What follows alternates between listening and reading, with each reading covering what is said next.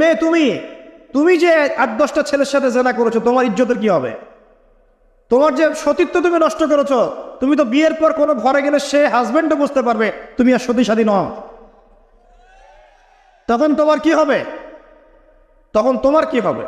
আর এটা যে এত ভয়াবহ মহামারী আকার ধারণ করেছে না, অনেক ক্ষেত্রে দেখা যায় স্বামী অফিসে যাওয়ার সাথে সাথেই বয়ফ্রেন্ড বাসায় হাজির। এই যে বাক্সে বাক্সে বন্দি জীবন বললাম, বাক্সে বাক্সে বন্দি ফ্ল্যাটের ভিতরে তো ঢুকলে আর বোঝা যায় না ভিতরে কি হচ্ছে। কত ফ্ল্যাটে যে জেনা হয় এখন এই শহরে আল্লাহ ভালো জানে।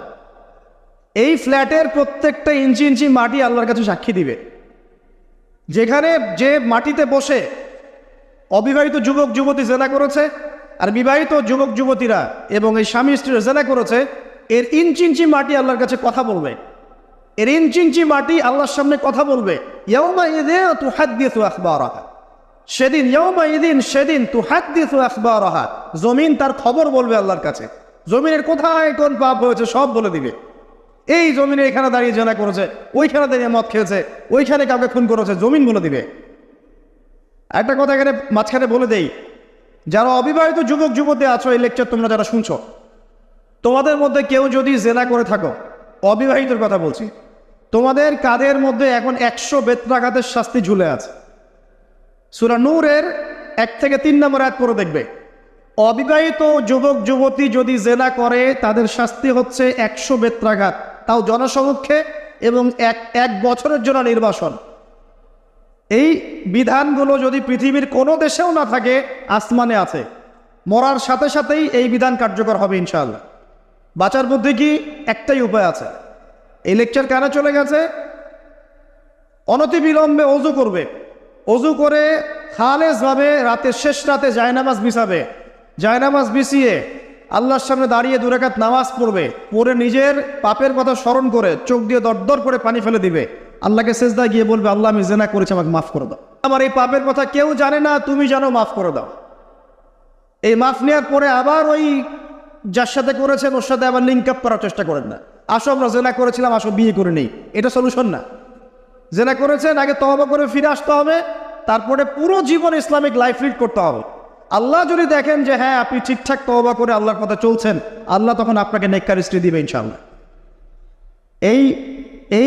এই একমাত্র রাস্তা যুবকদের জন্য এবং যুবতীদের জন্যও।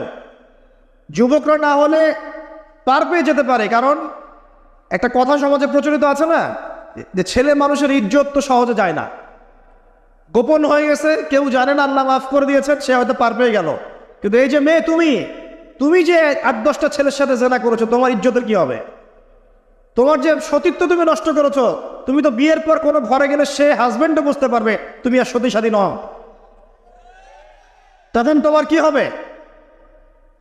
কি হবে? বিবাহিত যারা আছে, এই যে দেবর আর ভাবি, এই যে শালি আর দুলা ভাই, মধুর সম্পর্ক না এগুলা?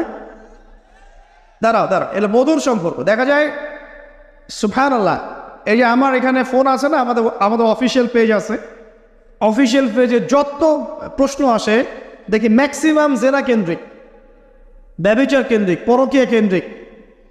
একজন প্রশ্ন করেছে যে দোলা ভাইয়ের চরিত্র এত খারাপ ছিল, আর ওই মেয়ের বয়স তখন কম ছিল, 13 বছর বয়স।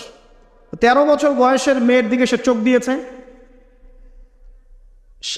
যাকে বিয়ে করেছে তার সাথে তো সম্পর্ক আছেই, যাকে বিয়ে করেছে ওর সাথে তো সম্পর্ক আছেই। তারপরে আপনার শালীর সাথে সম্পর্ক। এখন শালীর সাথে তার 2 বছর ধরে সম্পর্ক করার পর সেগুলোর ভিডিও ধারণ করে তাকে ব্ল্যাকমেইল করছে যে যদি আমার সাথে খারাপ কাজে সে রাজি না হয় তাহলে এই ভিডিওগুলো ভাইরাল করে ফেল। এই যে অনলাইনের যুগ, এখন তো মানুষ নিশ্চিন্তে মানুষ যে একটা প্রাইভেট লাইফ লিড করবে সেটাও করতে পারে না। প্রাইভেট লাইফের সব কিছু রেকর্ডেড হয়ে যায় এখন, হয় না? এটা একটা ফিতনা, মহাফিতনা। এখন সে রেকর্ড করেছে, এইভাবে ব্ল্যাকমেইল করে এই শালীর সতীত্ব নষ্ট করলো। 1 বছর 2 বছর না, 3 বছর ধরে। এখন এই মেয়ে প্রশ্ন করছে পেজের মধ্যে যে এখন তার মানসিক অবস্থা এতই খারাপ, সে জিজ্ঞাসা করছে আমি যদি আত্মহত্যা করি তাহলে আমার পাপ হবে কিনা। এই মেয়েটা যদি আপনার বোন হতো কি করতেন আপনি? আল্লাহ না করুক এই মেয়ে যদি কারো মেয়ে হতো তাহলে কি করতেন আপনি? আপনার কাছের কেউ হলে আপনি কি করতেন? এখানে ওই শাস্তিটা না বলে সামনে যেতে পারছি না।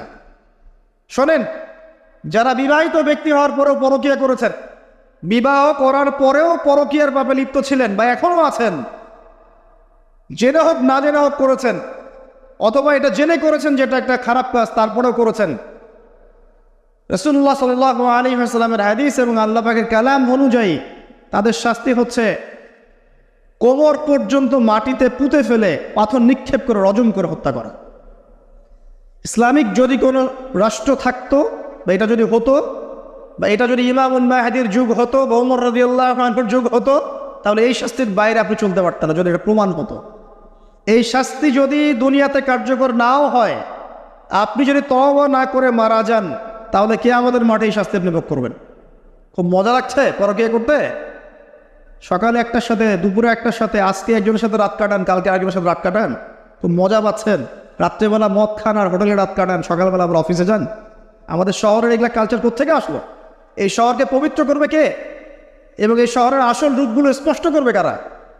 খুব মজা পাচ্ছেন এগুলোতে। সুবহানাল্লাহ। একটা বিষয় বুঝাই, ইসলামে কেসাস আছে। কেসাস, মনে করেন আমাকে কেউ হত্যা করেছে, আপনি তাকে হত্যা করতে পারবেন। মনে করেন আপনি কাউকে হত্যা করেছেন, ঠিক আমাদের লজের মতো, কেউ যদি কাউকে হত্যা করে তাকে ফাঁসি দেওয়া হয় না, এরকমই কেউ যদি কাউকে হত্যা করে, ইসলামের বিধান কেসাস করা, মানে হাতের বদলে হাত, চোখের বদলে চোখ, কানের বদলে কান, নাকের বদলে নাক, জানের বদলে জান, যদি প্রমাণ হয়। কিন্তু এখানেও হত্যাকারীর বাঁচার সুযোগ আছে। কিরকম? মনে করেন আপনি আমার পরিবারের কাউকে হত্যা করেছেন, আল্লাহ না করুক। এখন আপনি এসে আমাকে ক্ষমা চাচ্ছেন যে আমার ভুল হয়ে গেছে, আমি মুক্তিপণ, রক্তপণ দিব, আমাকে মাফ করে দেন। এখন আমাদের পরিবারকে আপনাকে বললো, ঠিক আছে আপনাকে মাফ করে দিলাম, আপনার কেসাস করার দরকার নেই, আপনি রক্তপণ দিয়ে দেন। তাহলে আপনি বেঁচে থাকার সুযোগ পেলেন। কথা বুঝতে পারছেন? একটা হচ্ছে মুরতাদ। মনে করেন কেউ ইসলামের কিছু বিষয়কে অস্বীকার করেছে, তাকে জেলখানায় বন্দি করে রাখা হবে, সুযোগ দেওয়া হবে যে আপনি কি এগুলো জেনে শুনে বলেছেন নাকি এর উপর অটল থাকবেন না ফিরে আসবেন। সে যদি বলে না আমি তওবা করলাম, আমি এগুলো থেকে ফিরে আসলাম, ও বেঁচে থাকার অধিকার পেয়ে গেল। কিন্তু বিবাহিত ব্যক্তি যারা ব্যভিচার করেছে, বিবাহিত ছেলে বা মেয়ে ব্যভিচার করেছে, তওবা করে যদি ফিরেও আসে, রজমের শাস্তি থেকে বাঁচার কোনো সুযোগ নেই। আল্লাহর কাছে ক্ষমা চান, ইস্তেগফার করেন। জেনার ফলশ্রুতিতে সমাজে মহামারী নেমে আসে। জেনা, পরকীয়া, অশ্লীলতার কারণে সমাজে এমন সব রোগ ব্যাধির উদ্ভব হয় যেগুলো কখনো ছিল না।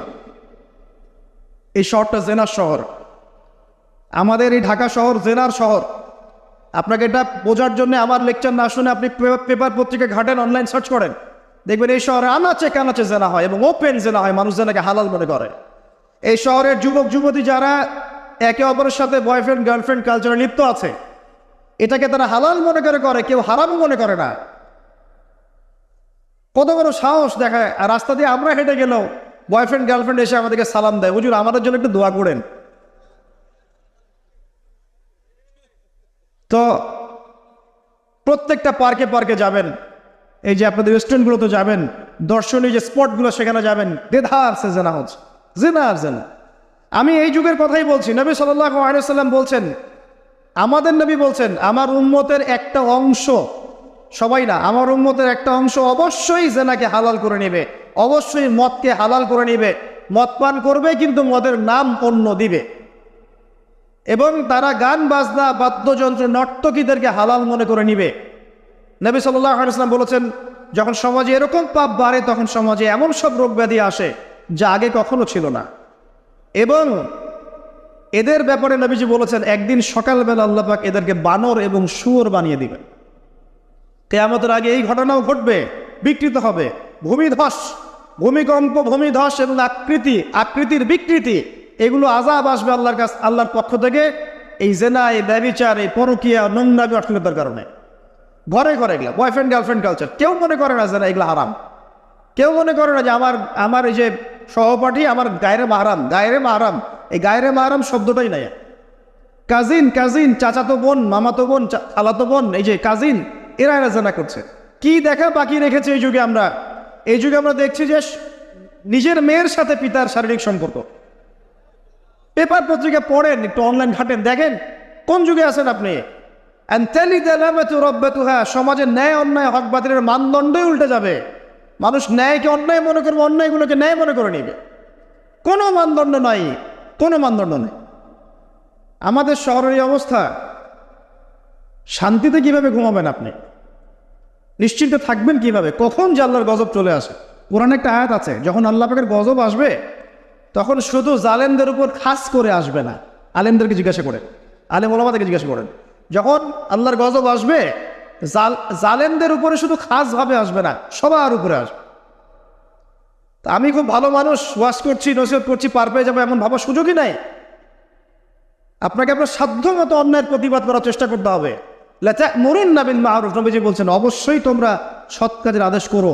ওয়ালা তানহাউন্না আনিল মুনকার, অবশ্যই অসৎ কাজে নিষেধ করো। আও লা ইউশিকান্নাল্লাহু আন ইয়াবআসা আলাইকুম ইকাবাম মিন, অন্যথায় আমি আশঙ্কা করি তোমাদের উপর আল্লাহর পক্ষ থেকে বিশাল গজব আসবে। সুম্মা তাদউনাহু, এরপর তোমরা সবাই আল্লাহর কাছে দোয়া করবে, আল্লাহ গজব সরিয়ে দাও, সরিয়ে দাও। লা ইউস্তাজাবু দুআকুম, তোমাদের দোয়া কবুল করা হবে না। নবী সাল্লাল্লাহু আলাইহি ওয়াসাল্লাম বলছে মান রাআ মিনকুম মুনকারান, তোমাদের মধ্যে যে কেউ হুএভার হি ইজ, যে কেউ যদি কোনো মুনকার, নোংরা গর্হিত কোনো কাজ দেখে, তাহলে যেন ফাল ইউগাইয়ির বিয়াদিহি, তার সামর্থ্য থাকলে হাত দিয়ে যেন ঠেকায়। সামর্থ্য থাকলে হাত দিয়ে যেন ঠেকায়। যাদেরকে আল্লাহ পাক হাত দিয়ে ঠেকানোর ক্ষমতা দিয়েছেন তাদেরকে আল্লাহ জিজ্ঞাসাবাদ করবেন, কেন ঠেকালে না তুমি? জেনার লাইসেন্স দিলে কেন? মদের লাইসেন্স দিচ্ছ কেন? ঠেকালে না কেন তুমি? অন্যায় কাজকে ঠেকালে না কেন? যদি তুমি না পারো, ওয়াইল্লাম ইয়াস্তাতি, যদি সে না পারে, তাহলে ফাল ইউগাইয়ির বিলিসানি, তাহলে যেন মুখ দিয়ে সেটা প্রতিবাদ করে। এই যে মুখ দিয়ে প্রতিবাদ করার ক্ষমতা আলেম ওলামার আছে, যাদের হাতের ক্ষমতা নেই, মুখের ক্ষমতা আছে।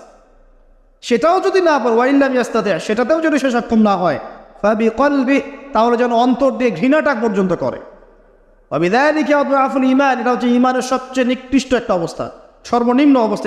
এর নিচে ঈমানের কোনো অবস্থাই নাই। তার মানে অন্যায় দেখে আমাদের যাদের মনে কোনো ফিলিংসই কাজ করছে না, তার মানে আমাদের ঈমান নাই আসলে। সহজ কথা, ঈমানের সেই তেজ নাই আমাদের মধ্যে। আসুন, একটা ব্যাখ্যা এটাও হতে পারে সমাজে ন্যায় অন্যায় হক বাতিলের মানদণ্ড উল্টে যাবে। একটা জায়গায় যাচ্ছি, তার আগে একটা কথা বলতে ভুলে গিয়েছিলাম। এখন